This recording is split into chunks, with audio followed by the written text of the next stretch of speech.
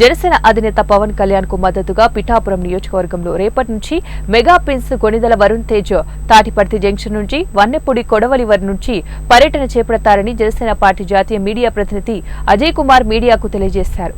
గొల్లప్రోలు మండలం చేబ్రోలు కొణిదెల పవన్ కళ్యాణ్ నివాసంలో అజయ్ కుమార్ జనసేన పార్టీ నాయకులతో కలిసి మీడియా సమావేశం ఏర్పాటు చేశారు.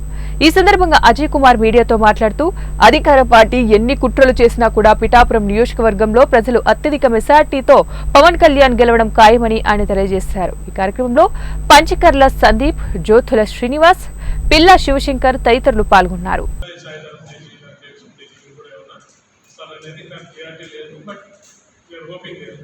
Sir నామినేషన్లోనే SSC SSLC